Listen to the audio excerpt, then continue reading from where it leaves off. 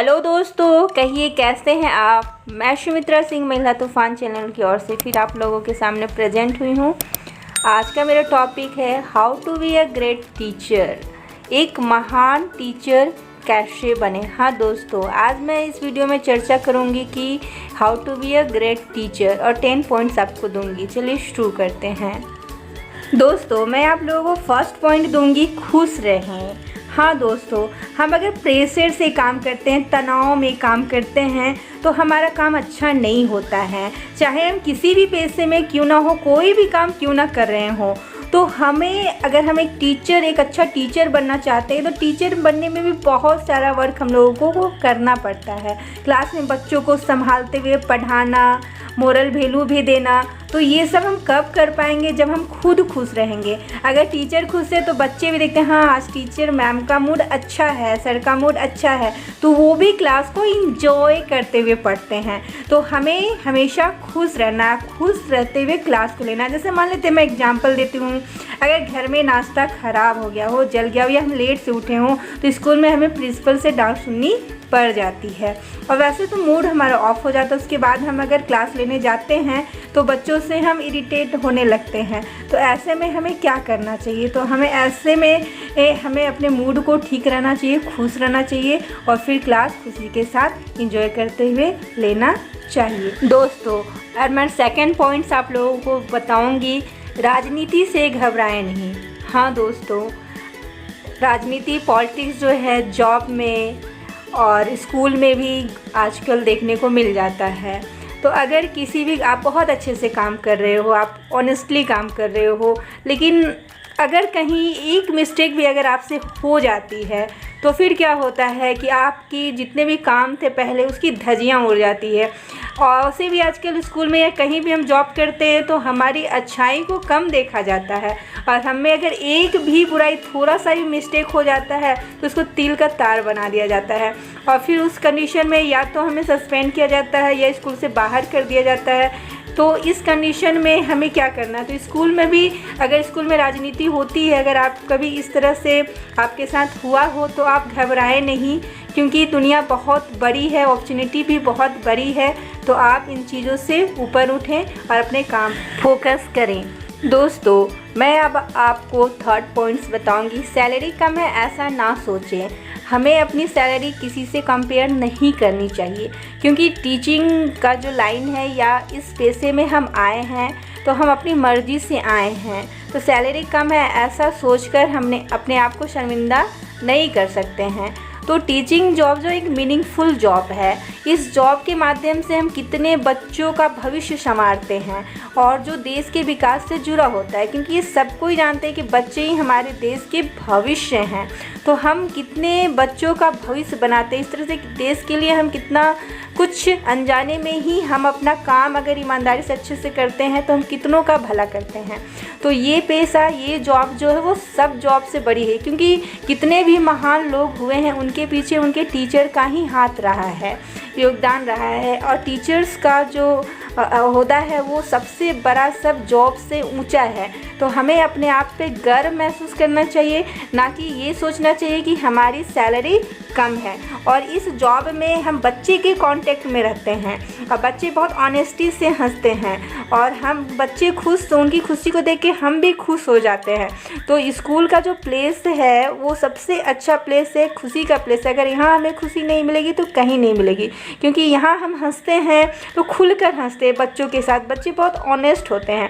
दोस्तों, मैं अब आप लोगों को 4 पॉइंट्स बताऊंगी। बच्चों को खुला छोड़ें जिससे कि वह अपनी गलती समझे। हाँ दोस्तों, ऐसा करना बहुत ज़रूरी है। जैसे कि मैं एग्जांपल की देकर आप लोगों को समझाती हूँ। एक छोटे बच्चे को हम आग छूने को मना करते हैं, लेकिन वो मानता नहीं, उसे लगता है, जानना चाहता है कि आग छूने को क्यों मना किया जा रहा है। तो उसे छोड़ दें। जब वो खुद से आग टच करता है, उसके बाद फील करता है कि आग छूने से हाथ जल जाता है या हम जल जाते हैं, तब वो अपनी गलती से सीखेगा बच्चा। उसके बाद दोबारा ये गलती को रिपीट नहीं करेगा। तो इस तरह से बच्चे अपनी गलती से सीखेंगे और अपनी रिस्पॉन्सिबिलिटी भी लेना सीखेंगे। तो इस तरह से हमें अपने बच्चों को खुला छोड़ देना चाहिए। स्कूल में अगर पढ़ाते हैं तो स्कूल के बच्चों को भी थोड़ी आज़ादी देनी चाहिए, जिससे कि वो अपनी गलती से सीखें। 5 पॉइंट्स में दोस्तों आप लोगों को बताऊंगी कि इट्स ओके बेटा, रॉन्ग हो गया कोई बात नहीं है। हाँ, जब हम छोटे बच्चों को पढ़ाते हैं या बड़े बच्चों को भी पढ़ाते हैं तो गलतियां तो सबसे होती है। तो अगर बच्चे कुछ लिखने में गलती कर देते हैं या पढ़ने में गलती कर देते हैं या सुनने में गलती करते हैं, समझते नहीं हैं, तो हम जब टीचर ट्रेनिंग करते हैं उस समय हमें बच्चों का जो फॉल्ट होता है उसके बारे में बहुत अच्छे से स्टडी करते हैं कि किसी को पढ़ने में डी को बी पढ़ देता है, तो इस तरह से कुछ बच्चे वीक होते हैं। तो हमें उस समय स्टडी करते तो उस स्टडी को हमें फॉलो करना चाहिए। अगर बच्चे से गलती हो भी गई है तो हमें बोलना चाहिए इट्स ओके बेटा, रॉन्ग हो गया कोई बात नहीं, फिर नेक्स्ट टाइम तुम ट्राई करो, हो जाएगा। और फिर उन्हें धीरे धीरे प्रैक्टिस करते हुए लिखने पढ़ना सिखाना चाहिए। तो इससे बच्चों का विकास होगा और हमारे वर्क में भी निखार आएगा। दोस्तों अब मैं आप लोगों को 6 पॉइंट बताऊंगी। 6 पॉइंट है कि ख्यालों की दुनिया में ना रहें। अगर हमें एक अच्छा टीचर बनना है, महान टीचर बनना है, तो हमें हियर नाउ कहने का मतलब कि हम अब जहाँ हैं वहाँ के बारे में सोचना चाहिए। हम जिस स्कूल में पढ़ा रहे हैं, जिस क्लास को हम ले रहे हैं और क्लास में बच्चों को पढ़ा रहे हैं, सिखा रहे हैं, तो हमें प्रेजेंट में ही रहना चाहिए, वहीं पे हमारा माइंड रहना चाहिए, ना कि हम ख्यालों की दुनिया में ना रहें कि ऐसा हो। तो हम ज़्यादातर ख्यालों की दुनिया में रहते हैं, तो हमें ख्यालों की दुनिया से बाहर आना चाहिए, हमें अवेयर रहना चाहिए और अपने आसपास के वातावरण में घुल मिल करना चाहिए। और बच्चों को भी प्रेजेंट में क्लास को ऐसा इंटरेस्टिंग बनाना चाहिए कि बच्चे का भी क्लास में मन लगे और वो इंटरेस्ट से पढ़े। क्योंकि अगर हम अपने काम में फोकस करेंगे, जहाँ पढ़ा रहे हैं वहीं रहेंगे, तो जाहिर सी बात है कि हम अच्छे से पढ़ाएंगे और क्लास में अपना 100% देंगे। तो हमें ख्वाबों की दुनिया से बाहर आना चाहिए। दोस्तों अब मैं आप लोगों को 7 पॉइंट्स बताऊंगी। बच्चों को सुनना धैर्य के साथ ज़रूरी है। हाँ दोस्तों, बच्चों का जो प्रॉब्लम होता है, समस्या होता है, जो भी समस्या होता है, तो हम टीचर्स हैं तो हमें 5 मिनट 10 मिनट निकाल के क्लास में उनकी समस्या सुननी चाहिए कि वो उन लोगों को पढ़ाई में कहाँ समझ में नहीं आ रहा है, क्या दिक्कत है। उसके बाद उनकी अगर प्रॉब्लम जेन्युइन है तो उसे हमें दूर करने की कोशिश करनी चाहिए। क्योंकि हम पढ़े लिखे हैं, टीचर हैं, ठीक है, लेकिन हम बच्चों को किस तरह से पढ़ाते हैं, बच्चे कितनी हमारी बातों को सीखते हैं, कैसे ऑब्जर्व करते हैं, ये बहुत इंपॉर्टेंट है। तो बच्चों से फीडबैक खुद का पढ़ाया हुआ खुद लेना भी बहुत ज़रूरी है। और बच्चों का जो प्रॉब्लम होता है, समस्याएं होता है, उनकी बातों को भी हमें सुनना चाहिए। हमेशा उन्हें कोई क्वेश्चन करे तो चुप रहो, शांत रहो, ऐसा नहीं करना चाहिए।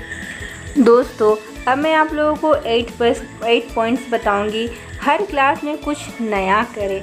हाँ दोस्तों, जैसे कि हम कोई इंग्लिश क्लास लें, मैथ क्लास लें या कोई भी सब्जेक्ट, एसएसटी कुछ भी सब्जेक्ट पढ़ाते हैं, ड्राइंग क्लास लेते हैं, जीके लेते हैं, कोई भी सब्जेक्ट का क्लास लेते हैं, तो हर क्लास में हमें कुछ नया करना चाहिए, नए तरीके से पढ़ाना चाहिए, नए तरीके से समझाने की कोशिश करनी चाहिए। जैसे हम छोटे बच्चों को पढ़ा रहे हैं तो हमें खेल खेल कर पढ़ाना चाहिए और उन्हें प्रैक्टिकल चीज़ें बता कर पढ़ाना चाहिए, कहानी सुनाकर, उदाहरण देकर, समझा कर पढ़ाना चाहिए।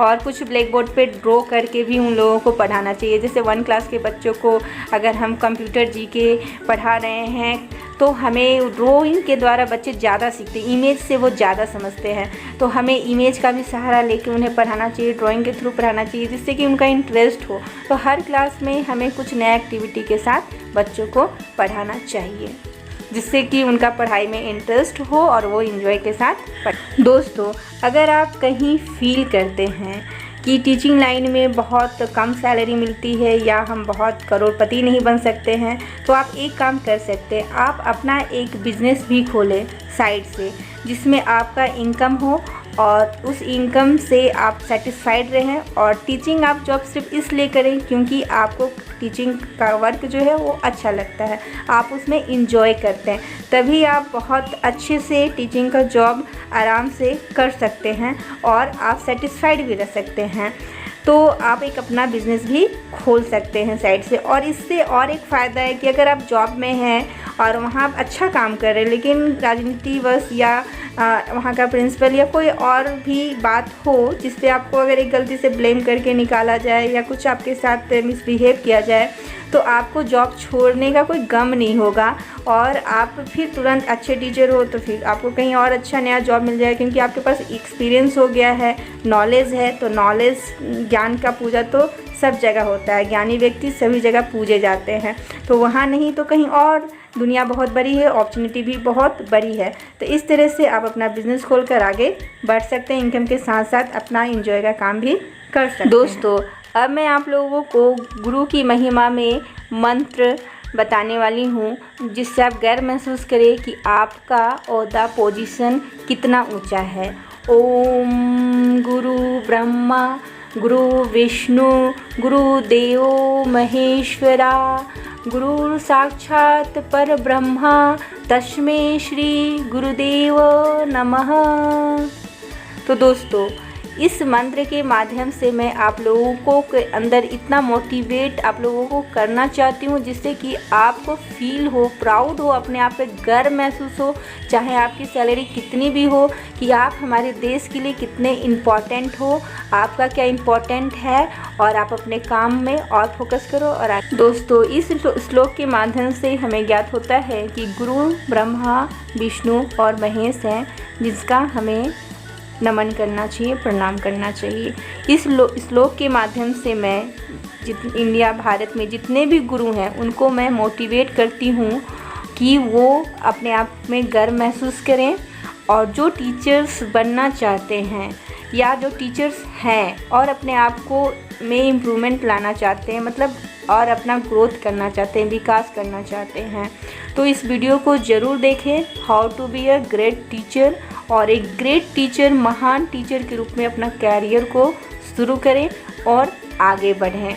और अगर ये मेरी वीडियो आप लोगों को अच्छी लगी हो तो लाइक ज़रूर करें, और अगर कोई टीचर इस लॉकडाउन में घर में बैठा हो और डीमोटिवेट हो रहा हो तो उनको ये वीडियो शेयर करें, कमेंट ज़रूर करें कि आप लोगों को मेरा वीडियो कैसा लगा। Thanks for watching my video. जय हिंद, जय भारत।